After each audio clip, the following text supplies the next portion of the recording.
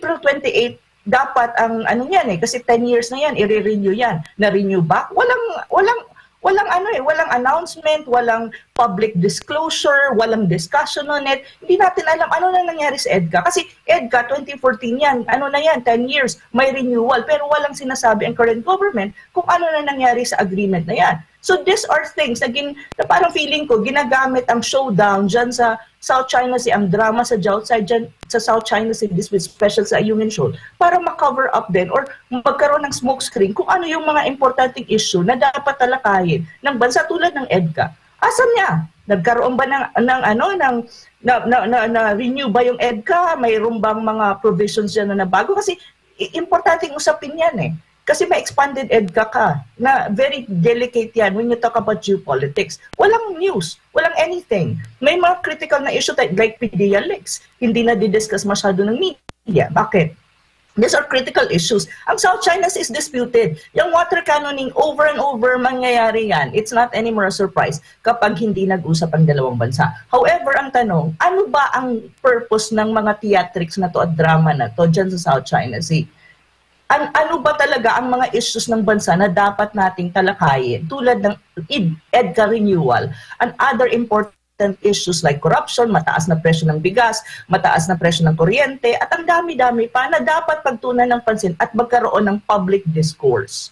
Yun At speaking of that, Prof, yung Kamara din, nakatakdang imbestigahan yung mga Chinese students, di ba? At ngayon, nagsalita din ang Chinese Embassy. At sinasabi nga itong, papaano ba ito? Ano bang dating sa iyo? Dahil Chinese din yung tinatarget at pinag-iinitan. Hindi ko maintindihan din ang kasi nagsulat ako ng resolution dyan. Ang nila kasi claim nila, tumataas daw ang numero ng mga Chinese students na nag-aaral sa Cagayan or specifically sa Tuguegarao. Pero ang tanong kasi dyan, bakit magpapa-investigate ka on that?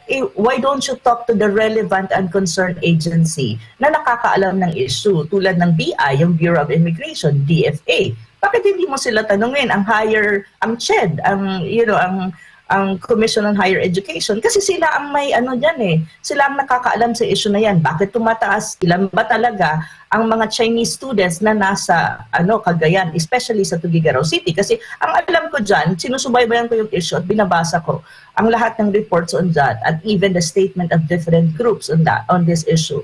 Na 400 plus lang, hindi yung sobrang laki na kiniklaim ni Congressman Lara. So, sino ba talaga ang dapat tanungin? So far, sa pagkakaalam ko, nagbigay na ng statement ang CHED, nagbigay na ng statement ang BI, na-interview na rin sa iba't ibang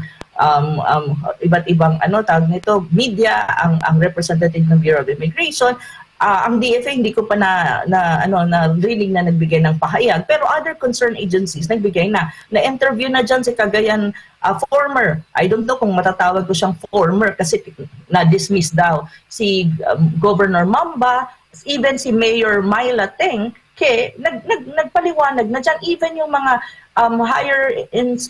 higher educational institution na sa Cagayan na mayroon silang mga Chinese students, nagbigay na rin na kanilang statement. So ang what's the point of having this congressional hearing?